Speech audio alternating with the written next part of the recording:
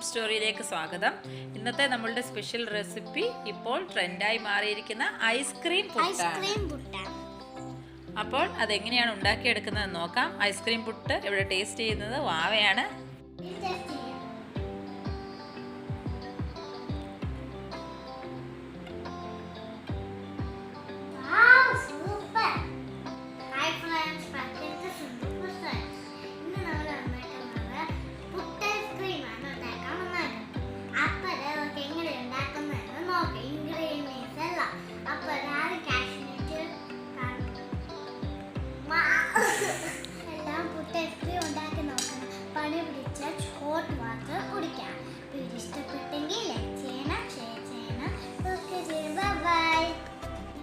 അപ്പോൾ നമുക്ക് easy and ടേസ്റ്റിയായ ice cream puttu റെഡിയാക്കി എടുക്കാം.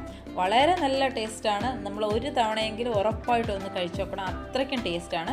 അപ്പോൾ നമുക്ക് വീട്ടിൽ വളരെ ഈസി ആയിട്ട് ഉണ്ടാക്കിയെടുക്കാവുന്നേ ഉള്ളൂ. അതിനായി നമ്മളിവിടെ എടുത്തിരിക്കുന്ന ഇൻഗ്രീഡിയൻസ് 1 കപ്പ് കോൺഫ്ലെക്സ് ആണ് എടുത്തിരിക്കുന്നത്. കുട്ടികളുള്ള എല്ലാ വീടുകളിലും കോൺഫ്ലെക്സ് മിക്കവാറും തന്നെ ഉണ്ടാകും. അതുപോലെ തന്നെ കുറച്ച് ഡ്രൈ നട്ട്സ്, അതിൽ നമ്മൾ റൈസിൻസ്, നമുക്ക് കറുത്ത മുന്തിരിയും വെള്ള മുന്തിരിയും എടുത്തിട്ടുണ്ട്.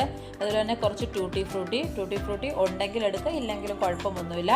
അതോടൊപ്പം ഞാൻ കുറച്ച് ബദാം നുറുക്കി എടുത്തിട്ടുണ്ട്, കുറച്ച് കാഷ്നട്ട് നുറുക്കി എടുത്തിട്ടുണ്ട്.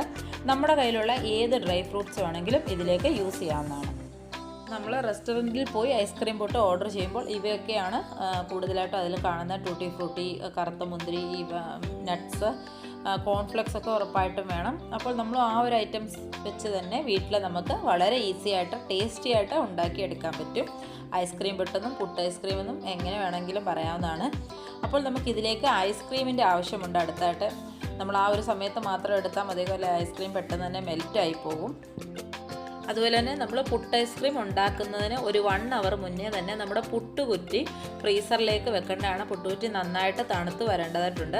അപ്പോൾ നമ്മൾ പുട്ടുകുറ്റി വെച്ചിട്ടുണ്ടായിരുന്നു. അതിലെ ചില്ല് എടുത്തിട്ട് ഇതുപോലെ ഒരു ഫോയിൽ പേപ്പർ കൊണ്ട് നമുക്കൊന്ന് പൊതിഞ്ഞെടുക്കാം. ഫോയിൽ പേപ്പറോ ക്ലിങ് ഫിലിമോ എന്തായാലും നിങ്ങളുടെ കയ്യിലുള്ള അനുസരിച്ച് ഒന്ന് പൊതിഞ്ഞ് വെക്കുക. അപ്പോൾ നമുക്ക് ചില്ല് പുട്ടുകുറ്റിയിലേക്ക് ഇടാനായിട്ട് ഇങ്ങനെ പൊതിഞ്ഞെടുക്കേണ്ടതായിട്ടുണ്ട്. അങ്ങനെ പുട്ടുകുറ്റിയിലേക്ക് ഇടാനുള്ള ചില്ല് നമ്മൾ അലൂമിനിയം ഫോയിൽ പേപ്പർ കൊണ്ട് തന്നെ ആ ഒരു റൗണ്ട് ഷേപ്പിൽ നന്നായിട്ട് പൊതിഞ്ഞെടുത്തിട്ടുണ്ട്.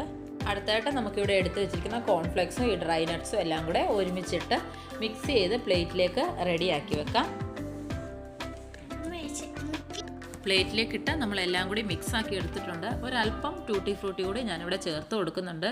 ഇതിനൊന്നും അങ്ങനെ പ്രത്യേകിച്ച് ഒരളവില്ല, നമ്മളുടെ ഇഷ്ടത്തിനനുസരിച്ച് ചേർത്ത് കൊടുക്കാവുന്നതാണ്. അതുപോലെ തന്നെ നമ്മളിവിടെ ഐസ്ക്രീം പുട്ട് ഉണ്ടാക്കാനായി മസൂൺ ഐസ്ക്രീംസ് ആണ്, വളരെ ടേസ്റ്റി ഐസ്ക്രീമാണ് നമ്മൾ യൂസ് ചെയ്തിരിക്കുന്നത്. അതിൽ നമ്മൾ vanilla, strawberry, chocolate, black current, ഈ ഒരു 4 ഫ്ലേവറാണ് എടുത്തിരിക്കുന്നത്. അതുപോലെ തന്നെ പുട്ടുകുറ്റി 1 മണിക്കൂർ മുന്നേ തന്നെ നമ്മൾ ഫ്രീസറിൽ വെച്ച് നന്നായി തണുപ്പിച്ചെടുത്തിട്ടുണ്ട്. ഞാനിപ്പോൾ ഇവിടെ 4 ഫ്ലേവർ യൂസ് ചെയ്തേ ഉള്ളൂ. നമുക്ക് എന്തായാലും ഒരു 2 ഫ്ലേവറെങ്കിലും യൂസ് ചെയ്ത് ഉണ്ടാക്കുമ്പോഴാണ് നല്ല ടേസ്റ്റ് ഉണ്ടാകുന്നത്, കാണാനും നല്ല ഭംഗിയായിരിക്കും. അപ്പോൾ നമുക്ക് ചില്ലിട്ട് കൊടുക്കാം. ആദ്യം തന്നെ പുട്ടുകുറ്റിയിലേക്ക് നമുക്ക് ഡ്രൈ നട്ട്സിൻ്റെയും കോൺഫ്ലെക്സിൻ്റെയും മിക്സ് ഒരു 2 ടീസ്പൂൺ ഇട്ട് കൊടുക്കാം. ഫസ്റ്റ് ലെയറായിട്ട് നമുക്ക് ചോക്ലേറ്റ് ഫ്ലേവറിൻ്റെ ചേർത്ത് കൊടുക്കാം. അത് കുറച്ച് ചേർത്ത് കൊടുക്കാം, ഒരു 3-4 ടേബിൾ സ്പൂൺ ചേർത്ത് കൊടുക്കാം. ഇതിപ്പോൾ ഈ ഒരു കപ്പിലേക്കുള്ളത് ചേർക്കാവുന്നേ ഉള്ളൂ. എല്ലാം ചെറിയ കപ്പിലുള്ളതാണ് ഞാൻ വാങ്ങിയിരിക്കുന്നത്. ഐസ്ക്രീം ഇട്ടതിന് ശേഷം നമ്മൾ ഒന്ന് ലെവൽ ചെയ്ത് കൊടുക്കണം. നമ്മൾ ഇതിപ്പം ഞാൻ സ്പൂൺ കൊണ്ടാണ് ലെവൽ ചെയ്യുന്നത്. നമ്മൾ ലെവൽ ചെയ്യുന്ന എക്യുപ്മെൻ്റ് ഉണ്ടെങ്കിൽ അതുകൊണ്ട് തന്നെ ചെറുതായിട്ടൊന്ന് ലെവൽ ചെയ്ത് കൊടുക്കുക. ഐസ്ക്രീം മെൽറ്റ് ആവാതെ തന്നെ പെട്ടെന്ന് റെഡിയാക്കി എടുക്കണം. അടുത്തായിട്ട് നമുക്ക് കുറച്ച് കോൺഫ്ലെക്സിൻ്റെയും നട്ട്സിൻ്റെയും കൂടെ മിക്സ് വീണ്ടും ഇട്ട് കൊടുക്കാം. ഒരു 2 ടീസ്പൂൺ കണക്കിൽ ഇതിലേക്ക് ഇട്ട് കൊടുക്കാം. അടുത്ത ലെയർ നമ്മൾ സ്ട്രോബെറി ഫ്ലേവർ ഐസ്ക്രീമാണ് ചേർത്ത് കൊടുക്കുന്നത്. അതും ആ ഒരു കപ്പിൻ്റെ ഒരു അല്പം ബാക്കി വെച്ചിട്ട് ഞാൻ മുഴുവനും ചേർത്ത് കൊടുക്കുന്നുണ്ട്. അതിനുശേഷം നമ്മൾ ചെറുതായി ഒന്ന് ലെവൽ ചെയ്ത് കൊടുക്കുക. നമ്മൾ ഐസ്ക്രീം ലെവൽ ചെയ്തെടുക്കുമ്പോൾ പെട്ടെന്ന് ശ്രദ്ധിക്കണം, അത് പെട്ടെന്ന് മെൽറ്റ് ആവാനുള്ള ഒരു ചാൻസ് ഉണ്ട്. അടുത്ത ലെയർ നട്ട്സിൻ്റെയും കോൺഫ്ലെക്സിൻ്റെയും മിക്സ് നമ്മളിതിലേക്ക് ചേർത്ത് കൊടുക്കുന്നുണ്ട്.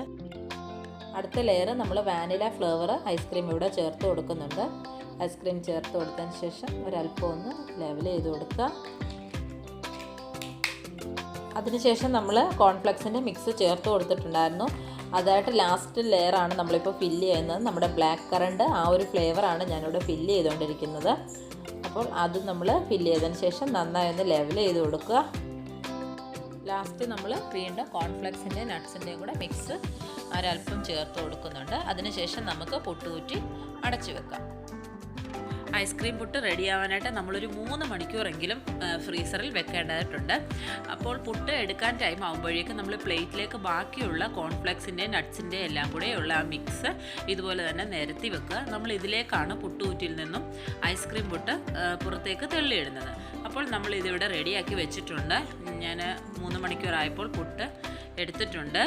നമുക്കിനി ഇത് പുറത്തേക്ക് ഇടാം. അപ്പം നമുക്ക് തുടക്കാം. അപ്പോൾ നമ്മുടെ ട്രെൻഡി വെറൈറ്റി ഐസ്ക്രീം പുട്ട് നമുക്ക് പ്ലേറ്റിലേക്ക് മാറ്റാം. നമ്മൾ വിചാരിക്കുന്നതിലും ഒത്തിരി നല്ല ടേസ്റ്റാണ്. ഈ കോൺഫ്ലെക്സും ഈ ഡ്രൈ നട്ട്സും അതുപോലെ ഐസ്ക്രീമും എല്ലാം കൂടെ ചേർന്ന ഒരു മിക്സ് നമ്മൾ കഴിക്കുമ്പോൾ ഭയങ്കര ടേസ്റ്റാണ്. നമുക്ക് പറയാൻ പോലും പറ്റത്തില്ല. അപ്പോൾ എല്ലാവരും ഒന്ന് ട്രൈ ചെയ്ത് നോക്കണം. ഒരിക്കലെങ്കിലും ഒന്ന് ട്രൈ ചെയ്ത് നോക്കണം. അടുത്തായിട്ട് നമ്മൾ ഇതിൻ്റെ മുകളിലായിട്ട് ഒരല്പം ട്യൂട്ടി ഫ്രൂട്ടി ചേർത്ത് കൊടുക്കുന്നുണ്ട്. നമ്മളുടെ ഇഷ്ടമാണ്, വേണമെങ്കിൽ ചേർത്ത് കൊടുക്കാം. അതുപോലെ തന്നെ ചോക്ലേറ്റ് സിറപ്പ് കയ്യിലുണ്ടെങ്കിൽ ചോക്ലേറ്റ് സിറപ്പ് ജസ്റ്റ് ഒരു ഡിസൈനിൽ ഇങ്ങനെ ചേർത്ത് കൊടുക്കാവുന്നതാണ്. അതൊക്കെ നമ്മളുടെ താല്പര്യത്തിനനുസരിച്ച് ഡിസൈൻ ചെയ്യാം. അതുപോലെ തന്നെ നമ്മൾ ഐസ്ക്രീം ലെവൽ ചെയ്യുന്ന സമയത്ത് ഒന്ന് ശ്രദ്ധിക്കണം. ഞാൻ ഫസ്റ്റ് ടൈം ഉണ്ടാക്കിയപ്പോൾ കറക്റ്റ് ആ 3-4 ലെയർ കളേഴ്സ് നല്ലതായിട്ട് തന്നെ നമുക്ക് കാണാൻ പറ്റുന്നുണ്ടായിരുന്നു. ഇത് ഞാൻ എല്ലാ ഫ്ലേവർ ലെവൽ ചെയ്തപ്പോൾ സ്പൂൺ ആയതുകൊണ്ട് ഇങ്ങനെ ലെവൽ ചെയ്തപ്പോൾ അല്പം മെൽറ്റായി പോയി തോന്നുന്നു. ആ വാനില മെൽറ്റായിട്ട് സ്ട്രോബെറിയിലേക്കും ചോക്ലേറ്റിലേക്കും ഒരു ലെയർ പോലെ വന്നിട്ടുണ്ട്. അതുകൊണ്ടാണ് നമ്മുടെ ആ ഒരു 3 കളേഴ്സ് എടുത്ത് കാണിക്കാൻ പറ്റാത്തത്.